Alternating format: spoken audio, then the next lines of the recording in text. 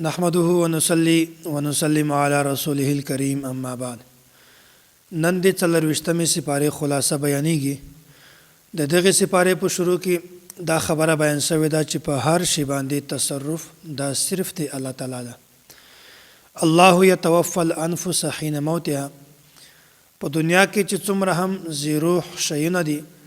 په دغه ټولو باندې اختیار او قبضه او تصرف دا صرف دی الله تعالی ده. الله تعالی که چاته خوښ شي د هغه نه روح هم ایستلی شي، قبضه کولی شي، او که چاته خوښ شي هغه کس ته روح بیا هم واپس کولی شي. دغه مثال داسې ده لکه یو کس چې ویده شي بیا د خوب په وخت کې الله تعالی په د ده نه روح قبض کړي. دا په یو کیفیت سره د ده نه روح قبض کړي، تعلق بیا هم برقرار وي. او بیا چې دا کله دا کس راپاسي بیا الله تعالی روح دوباره واپس کی. او کله کله الله تعالی د یو انسان نه د خوب وخت کې روح یوسي، خو بیا روح الله تعالی واپس کوي نه د دغه د وجې نه د انسان موت واقع شي. داسې دا خبره الله تعالی بیانوي، وایي په هر شي باندې دا اختیار د ما ده، تصرف د ما ده،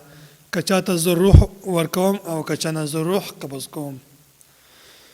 بیا مخکې الله تعالی دا خبره بیانوي، قل یا عبادی الذین اسرفوا علی انفسهم لا تقنطوا من رحمت الله ان الله یغفر الذنوب جميعا انه هو الغفور الرحیم. الله تعالی دا خبره بیانوي، وایي ما د رحمت نه کله هم مایوسه کېږئ ما. نبی علیه الصلاة والسلام ځینې کافرانو ته دعوت ورکو او دوی ورته وویل چې مونږ خو دا خبره بالکل منو، اسلام به هم راوړو، خو مونږ چې کومې ګناه کړې دي، مونږ نه حق قتل کړی ده، شراب هم څښلي دي، زنا هم کړې ده، نور ګناهونه هم کړي دي، شرک هم کړی ده، نو آیا دا به الله تعالی مونږ ته معاف کړي او که نه؟ بیا دلته دا خبره بیانېږي،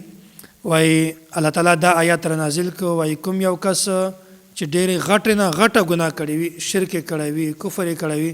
او که دا کس چېرته بیا په رښتیا سره د زړه د مرض نه توبه وباسي، بیا الله تعالی د ټول ګناهونه دا معاف کوي. ونفخ فی الصور فصعق من فی السماوات ومن فی الارض الا من شاء الله.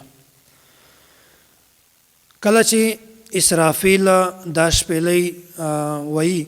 بیا په دغه وخت کې به چې کوم کسان ژوندي وي د هغو ټولو روحونه به بېهوشه شي، بېهوشي به پرې راشي، او بیا په هغه نه بعد به دوی مړه شي. او چې کوم کسان په دا نه مخته مړه شوي دي د هغو چې کوم ارواح دي، روحونه دي، دا به هم بېهوشه شي. او داسې په ځمکه باندې به هر ذي روح شی دا مړ شي، د دغه دنیا نه به ولاړ شي، خو صرف د الله تعالی ذات په پاتې شي او څلور فرشتې حضرت جبرائیل، اسرافیل، میکائیل او داسې ملک الموت. بیا به الله تعالی دغه څلورو فرشتو ته هم مرګ ورکړي، دا مړي شي، او هغې نه بعد به صرف د الله تعالی ذات دا پاتې شي. بیا الله تعالی مخکې دا خبره بیانوي، وسیق الذین کفروا الی جهنم زمرا. الله تعالی دلته د جهنم تذکره بیان کړې ده او د جنت تذکره هم بیان کړې ده. وایي کوم جهنمیان چې کله چې دا جهنم ته ورچوي، بیا په دو وخت کې دوی ته د جهنم دروازه کولاو شي، دوی به جهنم ته واچوي. او کوم کس چې الله تعالی جنت ته اچوي، بیا به د جنت دروازه د دوی دپاره مخکې نه هم کولاوي. د جهنم مثال دا د قیدخانې ده، او د جنت مثال دا د مهمانخانې ده، د بیټک خونې ده. که یو سړی جیلي داسې وي چې هغه څوک جیل ته اچوي، بیا جیل ته په اچولو نه مخکې هم د جیل دروازه بندوي، چې کله د جیل ته واچوي بیا په هغه نه بعد د دې لپاره دروازه بالکل بنده کړي، د دې لپاره یې کلاو کړي او بیا د اچولو نه بعد دروازه بنده کړي. او کوم چې جنت ته د هغه مثال داسې ده، جنتي ده، هغه مثال داسې لکه بیټک چې د بیټک دروازه د مهمانخانې دروازه دا همیشه دپاره د میلمه دپاره کلاوي.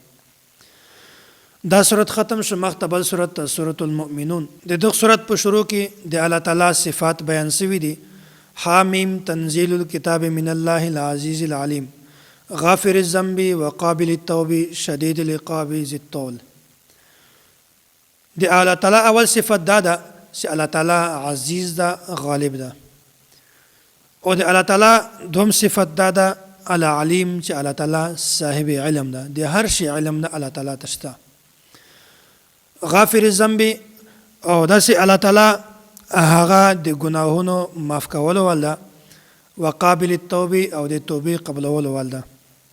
شدید العقاب او الله تعالی سخت سزا ورکولو ول ضد طول او الله تعالی د طاقت ول دا ټول صفاتونه د الله تعالی دي دلته بیان شوي دي او په دا مخته بیا دا خبره الله تعالی بیانوي وای ځنې خلک به داسې وي چې هغه به دوباره دنیا ته د تلګ افسوس کوي او ارمان به کوي ربنا امتنا اثنتين واحييتنا اثنتين ځنې کافران به داسې وي چې هغه به وایي چې اې د مونږ ربه تا دوه وارې مونږ راژوندي کړلو او دوه وارې د مونږ ته مرګ راکړي او مونږ د خپلو ګناهونو اعتراف کوو آیا وس مونږ ته بیا دوباره درم وار دنیا ته د تلګ اجازه شته څو صورت شته او کنه چې مونږ لاړ شو نیک اعمال وکړو او بیا مونږ ته کامیابی ملاوي شي الله تعالی به ورته وایي چې بس تاسې دپاره اوس دوباره دنیا ته تګ نشته دا دوه وارې مرګ نه مراد خدا ده دا ظاهري مرګ حیات او موت دغه مراد ده باطني چې کومه ده هغه خو د برزخ ولا هغه بله خبره ده پابند قرآن کریم کې مستقل دلایل دي خو اول مرګ دا د چې کله انسان پیدا کېده پیدا کول نه مخته انسان مړو او دوم مرګ نه مراد دا د چې کله د انسان په دنیا کې ژوند ختم شي بیا انسان ته مرګ راشي او د اول حیات نه مراد دا د چې کله الله تعالی اول دای پیدا کوي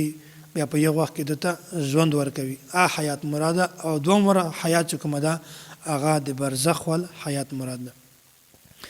بیا د موسی علیه السلام دا واقعا الله تعالی بیان کړی ده موسی علیه السلام چې کله الله تعالی فرعون ته او داسې قارون ته او حامان ته دغه ته د دعوت لپاره راولېږو الله تعالی معجزات ورکړل بیا داسې کله چې خلکو په موسی علیه السلام باندې ایمان راوړ شروع خلک شروع بیا دوی داسې مشوره وکړله فرعون چې کوم کسانو چې ایمان راوړی ده سړي هغه به قتل کو هغه دوی قتل کړل او کومې واړه بچیان چې وو یا ښځې چې وي هغه به دوی خپل غلام او وینځې به یې جوړې کړل چې دا به د مونږ خدمت کوي د قتل کولو بنیادي طور باندې دوه وجې دي یو وجه خدا ده چې د دوی نسل مخته زیات نشي او دومره وجه دا ده چې دوی ته نصیحت حاصل شي او دوی په موسی علیه السلام باندې ایمان نه راوړي بیا مخته الله تعالی دا خبره بیانوي دا کوم صورت ته چې سورة المؤمنون وایي دا د یوه سړي خبره ده چې هغه د فرعون په دربار کې د بیان کړی مؤمن سړی و او د خپل ایمان پټ کړی و د هغه تذکره دلته الله تعالی بیانوي وایي موسی علیه السلام فرعون چې کوم دغه نعوذ بالله موسی علیه السلام قتل کاوه او بیا داسې وشول چې د فرعون چې کوم خلکو په دغه کې دننه یو کس هغه په پټه باندې مؤمن و خو ایمان ظاهر کړی نه و بیا د فرعون ته او د خلکو ته ټول ته خبره وکړه وای تاسې د یو کس ته د قتل په منصوبې جوړوي چې هغه کس تاسو ته وایي چې زه د ما خدای صرف رب العالمین د یو ذات ته او دا خبره هم بیانوي چې دا باندې د ماته واضح نشانې او دلایل راکړي دي او تاسې داسې کس خلاف د قتل منصوبې جوړوي او که چېرته دی په غلطه وي دروغ وایي یا بله خبره وي خو د هغه وبال د خو د باندې ده د په سر باندې ده نو تاسې داسې کس د قتل منصوبې تاسې ولې جوړوي ولقد ارسلنا رسلا من قبلك منهم من قصصنا عليك په دغه آیات کې الله تعالی دا خبره بیانوي وای د غیب علم او د هر شي اختیار کن ما یکون دا صرف الله تعالی ته ده دلته الله تعالی نبی علیه السلام ته د تیر پیغمبرانو د ځنو د واقعاتو د یغو د احوال نه نبی علیه السلام یې خبر کړی و او د ځنې پیغمبرانو د احوال نه الله تعالی نبی علیه السلام نو خبر کړی دغه بنیادی وجه دا و چې د غیب علم دا صرف الله تعالی ته ده الله تعالی نه بغیر پیغمبر ته هم د غیب علم نشته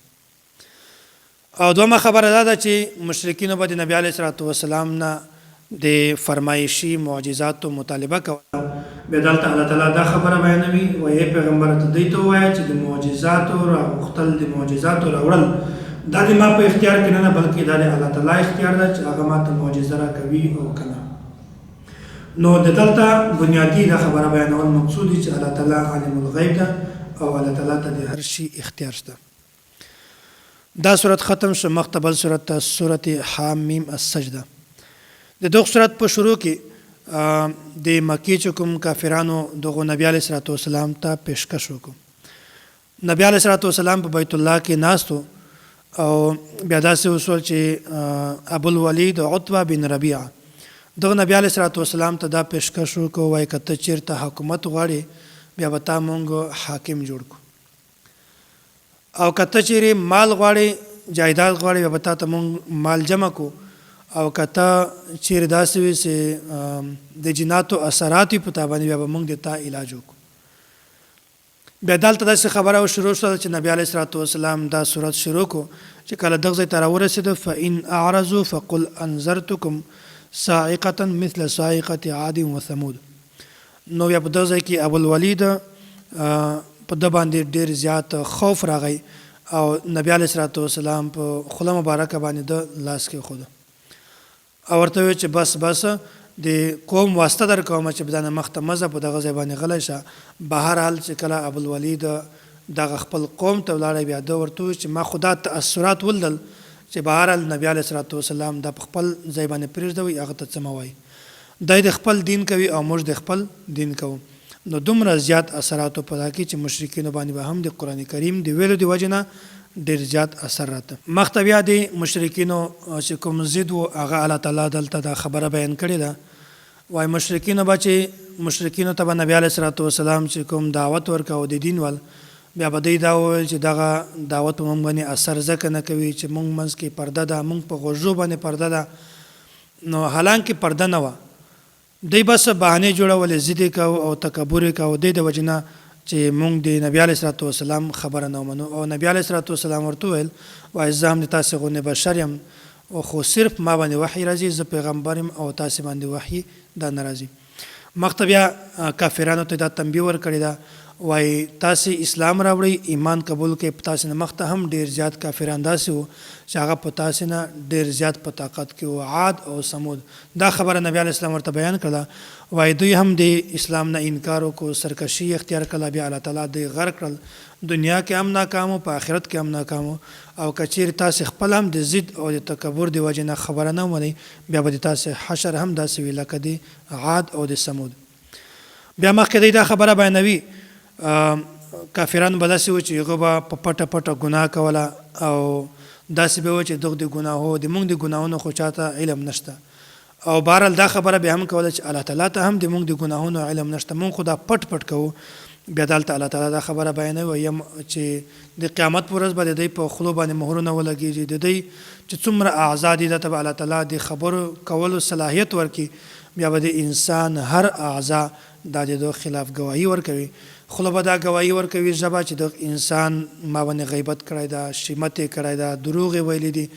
دا خبره کړې دا خبره کړې ده. بهرحال او د انسان لاسونه دا به د خلاف گواهی ورکوي، د انسان پښې جسم ټول اعضا دا به د خلاف گواهی ورکوي. الله تعالی دې موږ تاسو ته د عافیت ول زندګي را نصیب کړي او الله تعالی دې موږ تاسو ته په دین باندې د اطلاق توفیق را نصیب کړي او د دین خدمات الله تعالی دې موږ تاسو نه واخلي. واخر دعوانا ان الحمد لله رب العالمین.